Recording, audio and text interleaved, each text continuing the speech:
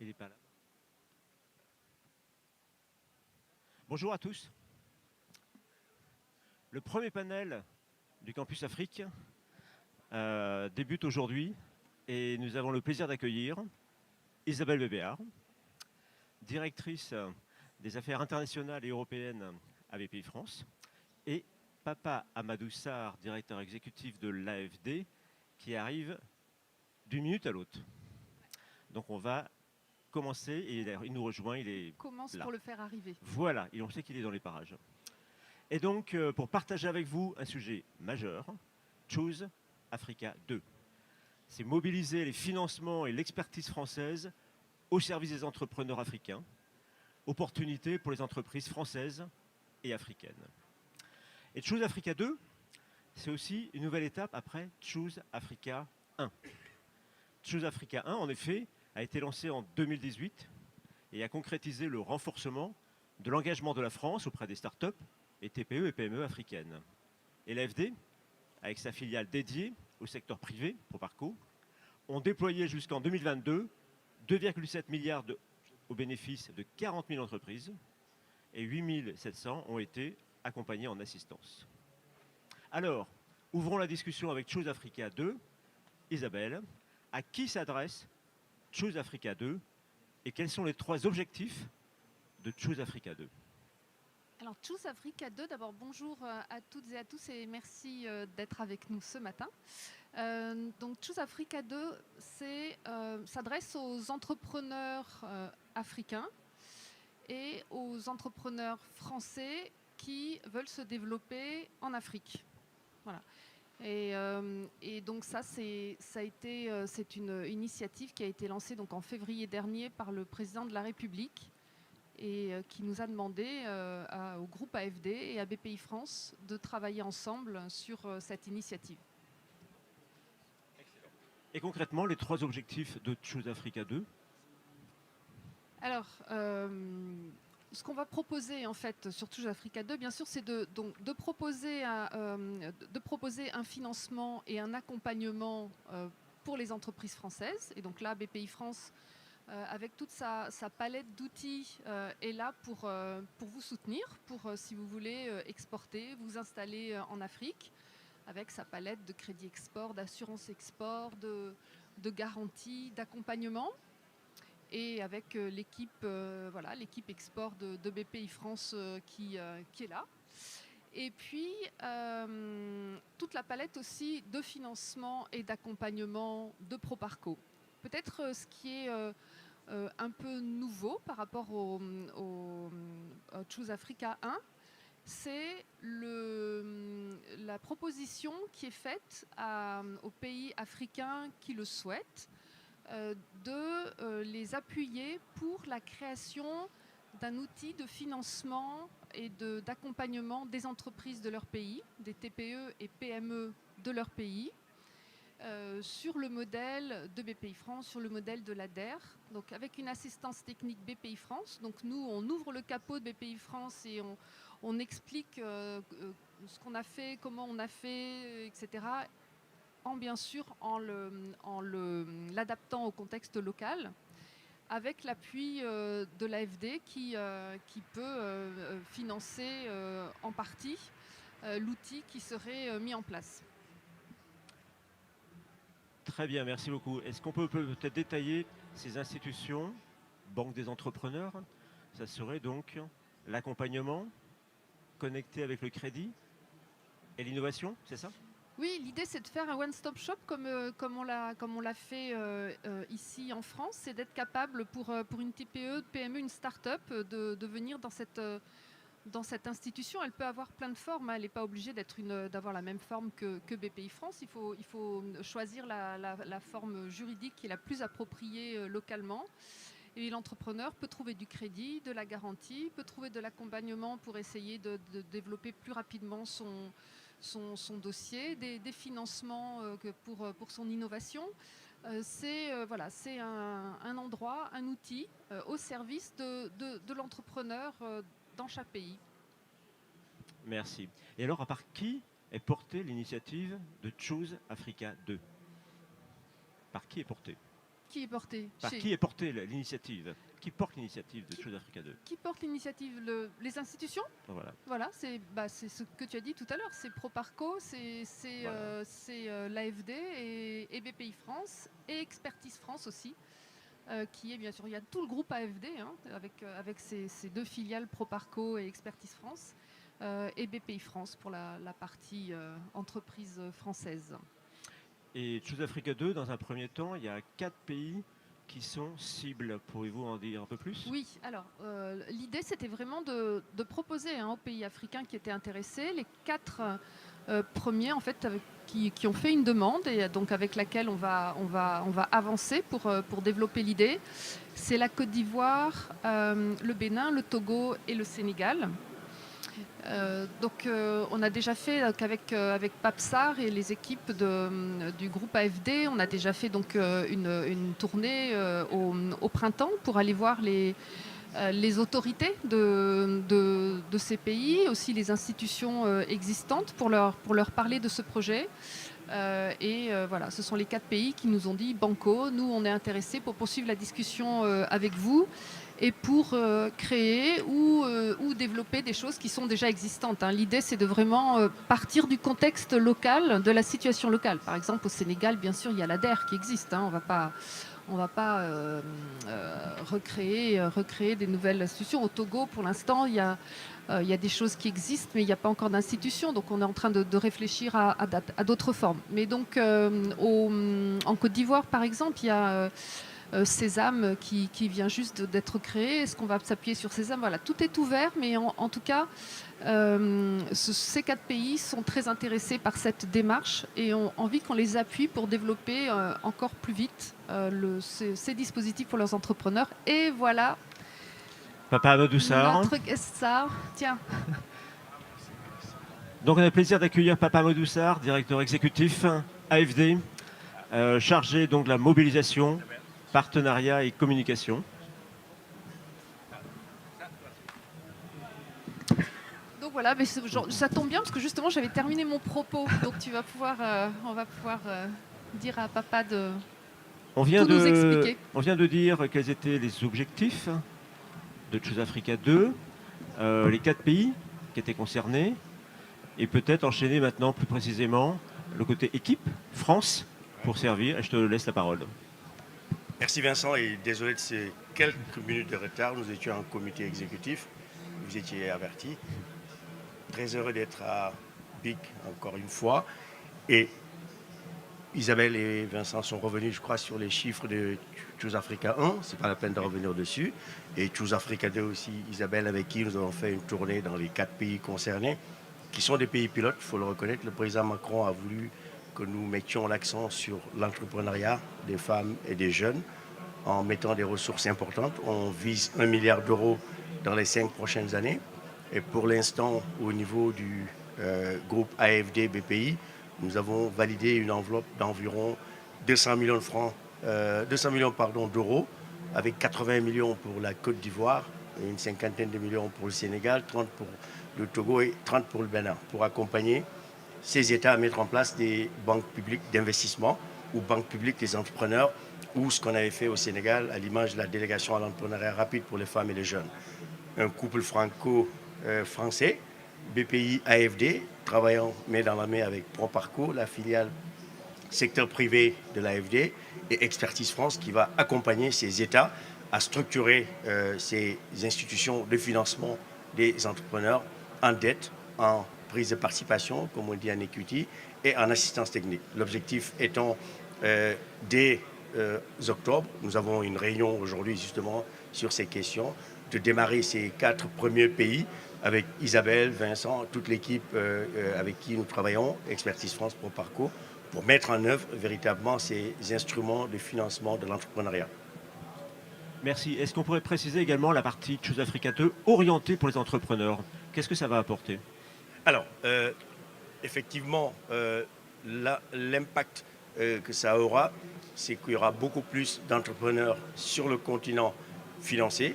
Mais Isabelle a dû en parler, il y aura aussi les entrepreneurs français, les entrepreneurs de la diaspora aussi qui vont être accompagnés pour investir dans leur pays d'origine. ce que ça va apporter de plus, c'est cette diversité de produits, de la dette, de la subvention, comme je le disais tout à l'heure, pour les écosystèmes notamment, et aussi avec notre filiale Proparco qui va mettre en place des instruments financiers en seed, pre-seed et en série A et autres pour pouvoir accompagner les besoins de financement. Parce qu'on le sait, Vincent, le principal déficit ou le principal problème de ces entrepreneurs, c'est les ressources financières, surtout les ressources à long terme, moins chères, pour pouvoir leur permettre de développer leur entreprise ou aussi de passer à l'échelle. Et il y a également un volet sur Choose Africa 2 très important pour formaliser les entreprises. Effectivement, à l'image de ce que nous avions fait au Sénégal sur tu n'as pas accès à un financement si tu n'es pas formel. L'entreprise doit être nécessairement formalisée parce que sinon c'est une perte de ressources pour l'État et pour nous, financeurs. Et en mettant en place des systèmes de formalisation automatisés de ces entrepreneurs, tu as 100 euros, 1000 euros, 5000 euros, 10 000 euros sur le même site ou en ligne. Tu as la possibilité d'avoir les guichets uniques qui te permettent, comme à Abidjan, à Dakar, bientôt à Cotonou et à Lomé, les registres de commerce, les NINEA, toute la partie paperasse qui, notamment aussi avec les Startup Act qui sont mis en place dans certains des pays, à l'image de ce qui a été fait en Tunisie, qui a été répliqué au Sénégal, qui est en train d'être fait dans plusieurs pays de la sous-région, pour permettre à un cadre législatif attractif pour les startups et les entrepreneurs d'investir davantage. T'entends plus. Allô? Ouais, cette initiative Choose Africa 2, c'est pas uniquement une initiative française, c'est surtout répondre à un besoin, une expression de besoin des gouvernements, parce qu'on a changé un peu de paradigme et la situation n'est pas la même. Une volonté de créer des emplois, une volonté de peupler les territoires, une volonté de travailler, de transformer l'industrie sur place. Et donc ça répond à ce besoin. Absolument. Le 23 juin, quand l'initiative a été lancée officiellement par le président Macron, il y avait le président béninois dans la salle, il y avait le président sénégalais, il y avait plusieurs des ministres des Finances et de l'économie de ces différents pays qui s'étaient engagés déjà avec l'Europe en 2022 lors du sommet Union européenne-Afrique pour travailler justement sur ces questions d'enjeux entrepreneuriaux, migratoires, etc. Et depuis, ces États aussi ont mis la main à la poche en mettant des ressources, en mettant en avant des écosystèmes, que ce soit au Sénégal, que ce soit au Bénin, que ce soit au Togo, que ce soit en Côte d'Ivoire. On l'a vu lors de notre dernière visite en Côte d'Ivoire. J'y étais la semaine dernière dans le cadre du forum des CDC. Ils ont mis en place ce qu'on appelle le guichet unique de développement des PME, GUD PME qui a changé de nom, qui s'appelle maintenant Sésame, qui met en place un fonds de garantie, des outils financiers à développer et de l'accompagnement technique. Au Sénégal, pareil, il y avait la délégation à l'entrepreneuriat rapide pour les femmes et les jeunes qui est là pour accompagner en dette, en subvention, en garantie, en assistance technique, en accompagnement. Au Bénin, avec la DPME, le Togo. Et ça, ils n'ont pas attendu la France ou BPI ou l'AFD. C'est des États qui ont déjà mis les ressources sur la table. 20, 30, 40, 50, 100 millions d'euros, selon les États, en partenariat aussi souvent avec les entités régionales et d'autres partenaires, que ce soit les Allemands, GIZ, KfW ou les Américains, l'USAID. Et du coup, cette approche va avoir une approche basket fund qui va permettre à plusieurs partenaires de mettre des ressources quand on mettra en place des institutions. Il y a l'Union européenne avec le Team Europe Initiative Investing in Young Businesses in Africa. Il y a le programme Youth Entrepreneurship Investment Bank de la Banque africaine de développement qui veut mettre en place les mêmes systèmes pour accompagner les PME, les startups. Et du coup, nous, en tant que catalyseurs, les ressources que nous mettons en prêt souverain, en assistance technique et en accompagnement permettra de catalyser et de créer beaucoup plus de valeur ajoutée et plus d'emplois pour les start-upers locales et les entrepreneurs. Peut-être juste, si je peux rajouter quelque chose, je pense que justement, ce que disait Pape, c'est tout à fait ça. Les 4 pays, finalement, qui ont été très réceptifs, c'est parce qu'ils avaient déjà une réflexion ancienne sur le sujet. Ils avaient déjà commencé, alors, de manière plus ou moins mature, à travailler sur cette nécessaire création d'un guichet unique dans leur pays. Et donc c'est sûr que quand on est allé les voir, ils ont tout de suite compris que voilà, c'était quelque chose qui allait en plus avoir un énorme effet de levier par rapport à tout le travail qu'ils avaient déjà réalisé. Mais effectivement, il y a déjà des choses qui existent. Et une des trames essentielles de ces futures, entre guillemets, banques d'entrepreneurs, c'est vraiment associer l'accompagnement à un crédit. Et pour Sésame en Côte d'Ivoire, les fondations sont là. La vraie construction, elle se fera en 2024.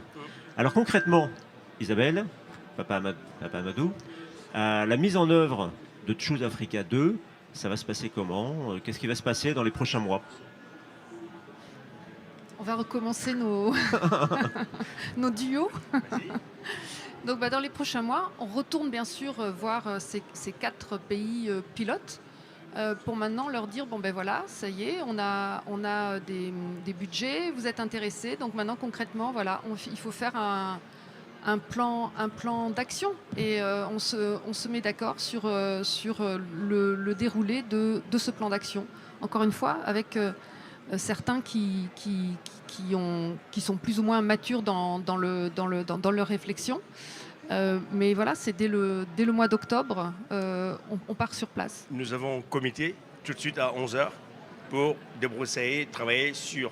voilà, je vois Julia qui est là, qui avait fait le financement de la terre au Sénégal, 20 millions d'euros, merci, à l'époque, et aujourd'hui qui est en train de travailler sur le Congo, le Bénin, plusieurs pays, et qu'on va embarquer avec son équipe sur ces 4 pays. Donc tout à l'heure à 11h, on a une réunion de validation du chiffrage, du calendrier, de démarrage, et je pense que d'ici fin octobre, on va pouvoir commencer la tournée. Il y a toute l'équipe qui est là aussi, qui travaille dessus, soit Salah, Romain, Mathilde, Abraham, etc.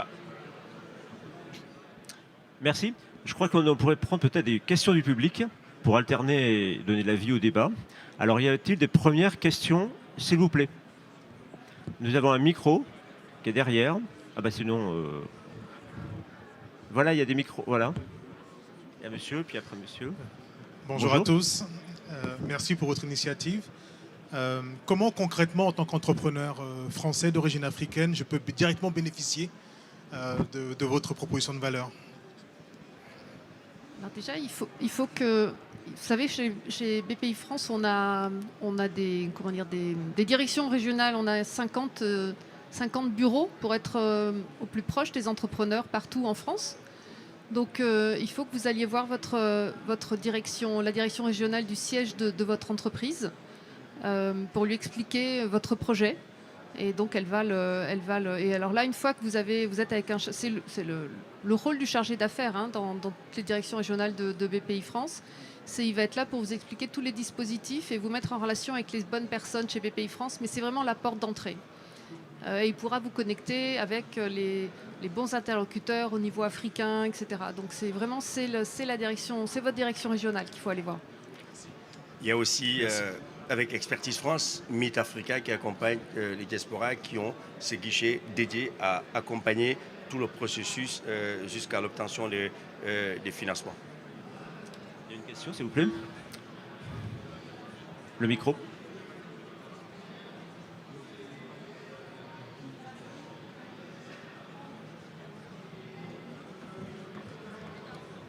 Bonjour, merci pour l'initiative. C'est un peu la même question que je reprends. Moi, j'ai fait au Sénégal 6 mois quand je suis parti pour investiguer parce que je veux créer une usine au Sénégal.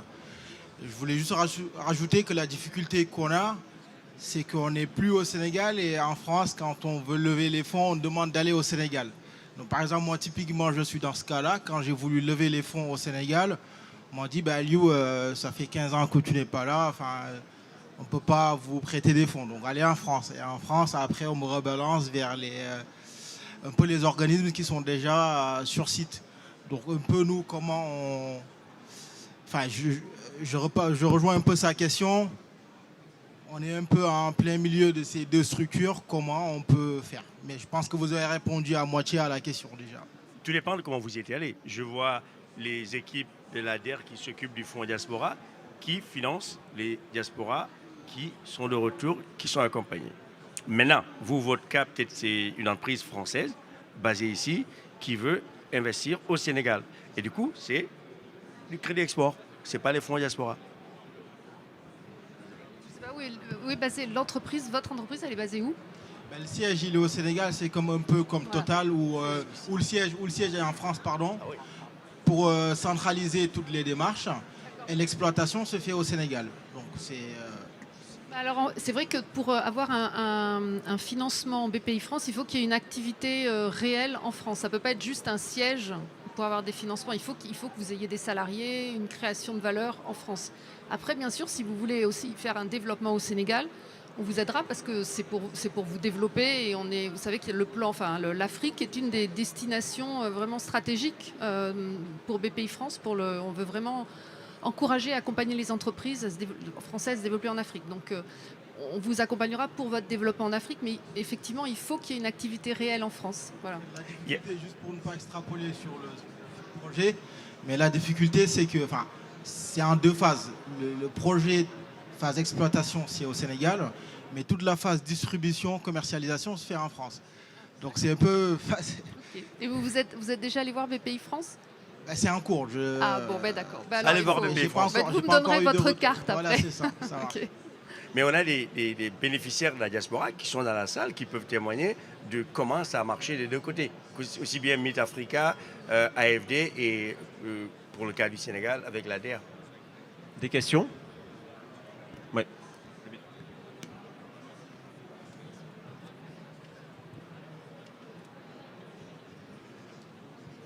Merci, bonjour à tous. Moi, je suis entrepreneur sénégalais, basé au Sénégal. Je voulais savoir comment faire pour profiter de tous ces mécanismes-là. Parce que là, je ne sais pas s'il faut s'adresser aux structures de nos pays ou bien il y a un mécanisme direct à partir de la France. Ah, vous m'entendez? Donc voilà. Donc c'était ma question. Donc c'est un peu l'inverse des entrepreneurs ou bien de la diaspora qui veulent venir investir au Sénégal. Bon, moi, c'est plutôt le contraire. Moi, j'ai déjà été en France, j'ai fait toutes mes études ici, j'ai travaillé un peu ici avant de rentrer au Sénégal. J'ai une entreprise là-bas dans le secteur des énergies. Donc, je voulais savoir comment faire pour profiter de tous ces mécanismes-là. Donc, vous êtes installé au Sénégal. Il faut vous adresser aux structures sénégalaises. Il y en a plusieurs. Il y en a qui sont dans la salle. Et nous, les ressources que nous mettons à disposition de l'État sénégalais vont passer par ces structures qui vous financent, mais il n'y a pas de possibilité, à mon sens, d'avoir un financement direct pour une entreprise sénégalaise basée au Sénégal. Mais les ressources que nous avons déjà mis en place et que nous allons continuer à mettre dans les prochaines semaines ou mois pourront être accessibles, et les structures d'accompagnement et de financement ont des sites, ils ont des sièges, des locaux où les gens peuvent venir faire la requête et être accompagnés. Et il y a beaucoup de bénéficiaires ici que je vois, donc des visages que je connais dans la salle. Parlez-leur, ils vont vous dire. Une autre question ou un partage d'expérience? Oui, monsieur?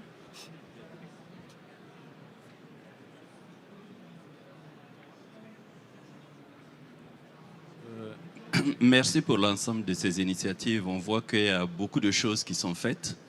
Le problème qui semble être exprimé de façon générale, c'est comment accéder à l'information. Vous avez parlé de guichet unique pour les entreprises quand on veut créer. Est-ce qu'il existe un guichet unique ici en France où je peux avoir la liste de toutes les structures dont vous avez parlé de façon éparse si je veux les contacter? Parce que vous me dites BPI au niveau régional. Comment je trouve BPI au niveau régional si je suis par exemple du Val-de-Loire?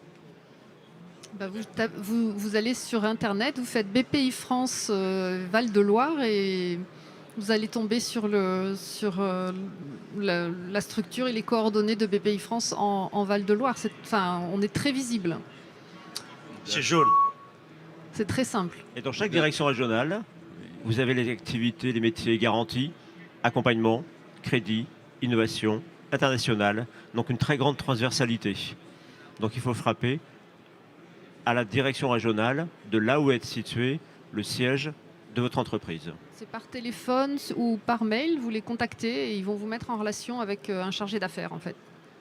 D'accord. Voilà. Donc si je comprends bien, à partir du moment où j'ai le nom d'une structure, je peux la contacter, mais je n'ai aucun moyen de savoir. Là, on a parlé de ADER, c'est la première fois que j'entends parler. Je ne sais pas en fait qui ils sont.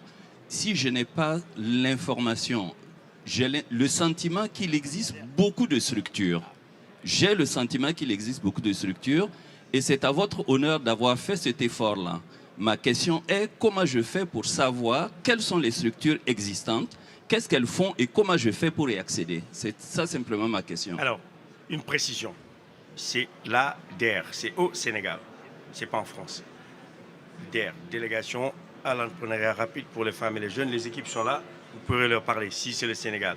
Maintenant, pour la France, c'est vrai qu'il y a une multitude d'acteurs. Il y a BPI France, il y a l'AFD, il y a Proparco, il y a Expertise France. Il y a plusieurs initiatives. Quand on commence à les énumérer, on aura le tournis. Ambition Africa, Digital Africa, Choose Africa qu'on ait fait, Meet Africa.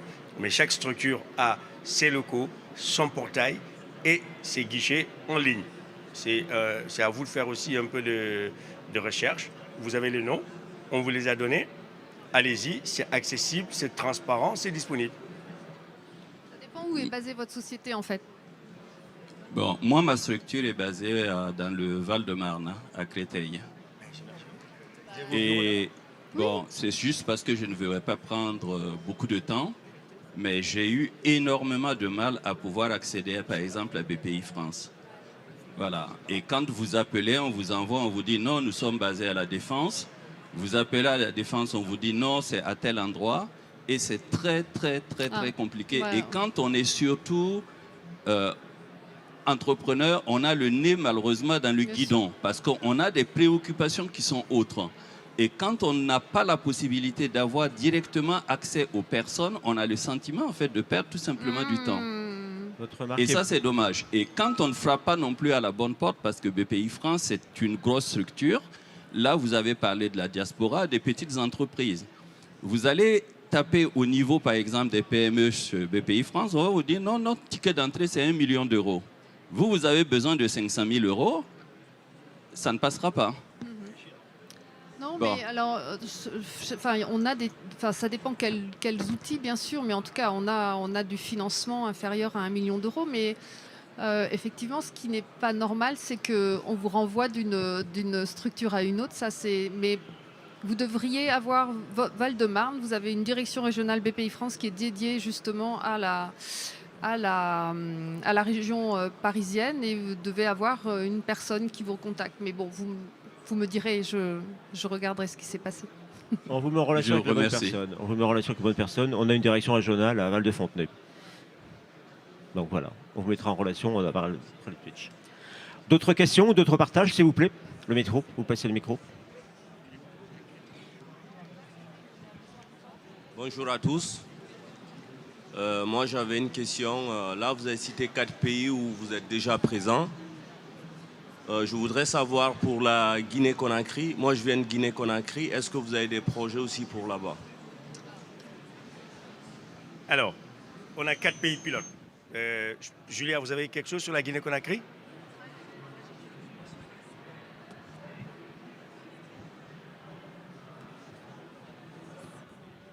On a un premier projet pilote avec l'agence de promotion des investissements privés, donc la PIP.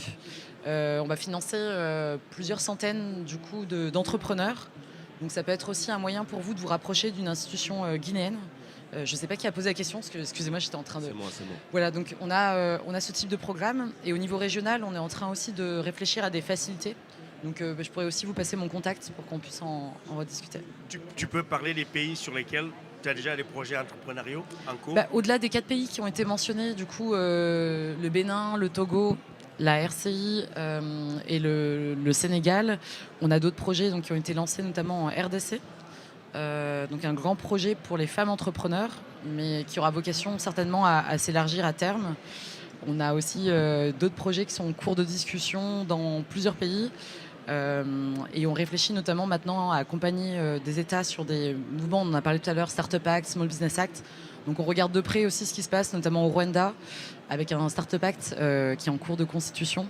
Voilà. Et du coup, plusieurs pays dans lesquels on travaillera de plus près et on pourra vous tenir aussi au courant des différentes avancées. Voilà. Et comme je disais tout à l'heure, les 4 pays, c'était pays pilotes. L'initiative présidentielle du président Macron s'inscrit dans ce qu'on appelle l'agenda transformationnel et il y a une dizaine de pays qui sont ciblés.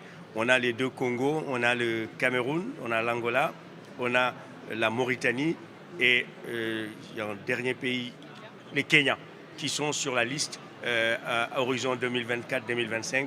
on va pouvoir progresser sur ces pays ensemble avec BPI. Et selon la demande que nous recevrons des pays, comme c'est de l'accompagnement en prêt souverain et en financement avec le secteur privé, avec notre filiale Proparco, nous répondrons à la demande des ministres des Finances, de l'économie et des finances de ces pays. Merci. Bonjour, je m'appelle Youssoufa, je suis basé au Sénégal, je dirige un cabinet de conseil. Ma question tourne autour des partenariats et également autour de l'expertise. On voit aujourd'hui de très belles technologies disruptives, l'intelligence artificielle, les drones, la robotique, etc., qui ont un impact incroyable dans plusieurs secteurs. Et je pense qu'un impact dont l'Afrique pourrait bénéficier. Et ma question était de savoir est-ce qu'il y a une initiative, un programme ou une réflexion qui est en train d'être faite autour justement du transfert de ces technologies-là, ou transfert des cas d'usage, si on veut, de ces technologies-là, accompagnés également avec le renforcement des capacités des entreprises africaines pour pouvoir s'approprier le bénéfice de ces technologies-là, l'industrie 4.0, comme je disais, les drones, etc. C'est ça ma question. Merci. Merci. En fait, nous, ce qu'on peut faire, c'est encourager, initier, faciliter. Et c'est ce qu'on essaie de faire, justement, toute l'équipe, mon équipe à la direction des affaires internationales, à la direction de l'export, justement cet exercice de mise en relation pour qu'il y ait justement des transferts, et d'ailleurs dans les deux sens, France-Afrique, Afrique-France. On a une plateforme en ligne qui s'appelle Euroquity, qui est une plateforme de mise en relation, en fait. Et en particulier, elle est très forte. C'est de la mise en relation des entreprises innovantes avec leur écosystème. Elle est forte sur l'innovation, elle est forte sur les investisseurs, elle est forte aussi sur l'Europe et l'Afrique. Ce sont ces trois points forts. Et donc, c'est une façon justement que les entreprises entre elles puissent rentrer en relation. Vous vous inscrivez sur cette plateforme et vous pouvez sélectionner. Et sur cette plateforme, il y a différentes communautés aussi qui sont animées. Il y a la communauté Afrique-France Entrepreneurs, qui d'ailleurs qu'on anime avec justement le groupe AFD, avec Business France. Et il y a Anne Marem qui est par là normalement, qui s'en occupe chez BPI France. Et donc vous pouvez aussi vous inscrire sur... et là, justement, il y a des webinaires, des séances de pitch. Ce sont des plateformes en plus pour lesquelles on propose des animations pour provoquer justement ces mises en relation. Donc je vous encourage à aller regarder sur cette plateforme. Voilà. Et c'est des vraies mises en relation entre des porteurs de projets et des investisseurs. C'est ça qui est intéressant. Et si vous êtes en Sénégal, excusez-moi, il y a le Lions Tech là, qui est une communauté Exactement. incroyable qui fonctionne vraiment très bien. Là, ben voilà. Et donc vraiment. J'allais parler justement de ça.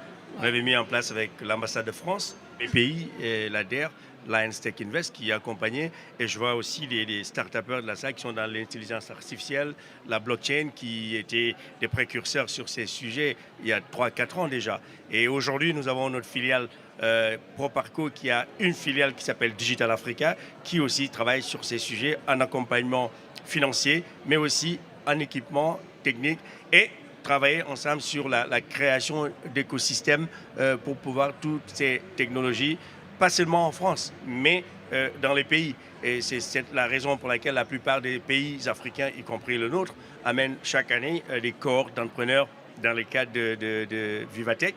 Les Sénégalais étaient là cette année, les 3 dernières années. Pareil, ils vont à Vegas, CS, et toutes ces structures permettent de mettre en contact les jeunes entrepreneurs, start-upers, développeurs au contact des nouvelles technologies les plus récentes. Il ne faut pas que vous soyez en reste, c'est Youssoufa. Il faudrait que vous soyez en avant pour pouvoir permettre de pouvoir partager les expériences dans ces nouvelles technologies pour qu'il n'y ait pas cette fuite de cerveau. C'est ce pourquoi on doit se battre davantage, que les technologies les plus récentes, les plus innovantes qui existent ici en Europe et aux États-Unis puissent pouvoir être disponibles dans nos pays respectifs en Afrique. Et ça aussi, Choose Africa et Digital Africa est prêt à accompagner les pays et les entrepreneurs et les écosystèmes pour cela. Une question, un partage ? Pardon. Oui, bonjour. Merci. Je voudrais juste savoir, est-ce qu'il y a des secteurs stratégiques clés que vous accompagnez ou c'est et c'est accessible à tout type d'entrepreneurs? Donc ça, c'est la première question. Est-ce qu'il y a une volonté, en tout cas, d'accompagner dans des secteurs spécifiques? Et je voudrais aussi savoir si l'accompagnement est mis en fait en avant, parce que pour l'avoir vécu au Sénégal, où il y avait des associations, il y avait des structures qui avaient été financées, parce qu'on parle beaucoup de financement et c'est très bien parce que effectivement c'est le nerf de la guerre quand on entreprend. L'accompagnement semble hyper important, en tout cas parce que il était remonté qu'on avait le financement, mais au bout de 3 ans, en fait, le projet en fait n'était pas pérenne parce que ils n'ont pas été accompagnés. Donc, je ne sais pas s'il y a des programmes aussi d'accompagnement qui sont mis en place ou pas par BPI au-delà du financement. Alors, je parle d'expérience. Vous pouvez vous tourner dans la salle à côté. Il y a Bousso ici, il y a les équipes de la DER là-bas. Il peut prendre la parole. Tout programme de financement qui avait été mis en place ou qui est mis en place est obligatoirement accompagné. Formation, renforcement des capacités et technique sur des Bousso. Bousso est là, elle travaille à la DER. Après, elle est devenue entrepreneur. Je pense qu'elle a été accompagnée. Je peux me tromper, mais on peut lui donner la parole comme ça. Elle vous explique tout le processus, comment ça se fait. Bousso, si tu veux intervenir.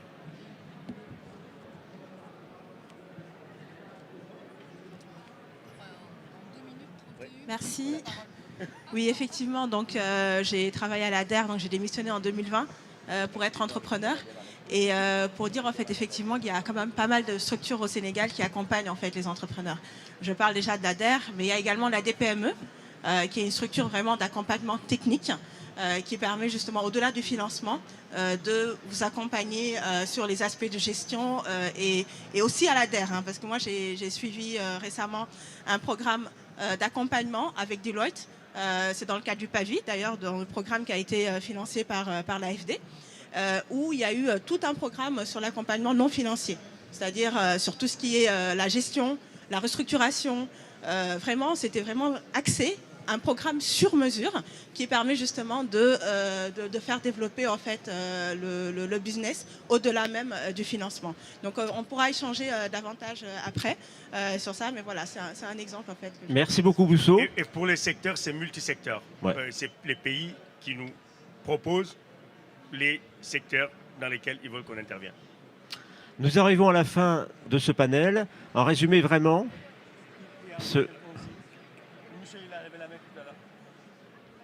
alors très vite, oui, parce que très vite. Bonjour. Voilà, je suis entrepreneur enregistré ici à Paris et nous avons un marché dans mon pays d'origine, la Guinée-Bissau. Je voudrais savoir les questions vaut pour vous deux. Avec l'AFD, le président Macron il était là, il y avait un accord qui était signé. Mais moi je voulais savoir comment nous on peut avoir accès à ces financements en tant qu'entrepreneur dans le domaine des infrastructures. Et pour les BPI France aussi, Madame Isabelle, on suivi déjà à plusieurs reprises. Voilà, si vous pouvez nous dire une piste là où on peut adresser. Voilà. 30 secondes. Moi, ce que je vous propose, c'est qu'on se voit après, Oui. pour qu'on puisse conclure, mais ok, on prend la question. Très bien, donc on va conclure. Donc Choose Africa 2, c'est une nouvelle initiative. Sur sa volet, développer une banque d'entrepreneurs au même endroit, l'accompagnement, le crédit, l'innovation, la garantie, c'est très important. Ça se construit, ça va se réaliser sous 2024. Et donc c'est là un changement de paradigme pour retrouver tout au même endroit. Et surtout l'accompagnement, c'est la création. Et puis une fois que la boîte elle est créée, c'est l'accompagner pour qu'elle grandisse et qu'elle se développe et qu'elle puisse faire également de l'industrie, qui est un point fort de tous ces pays. Merci beaucoup Isabelle Hubert, Papa Madoussar et au public. Merci beaucoup. Merci. Bravo.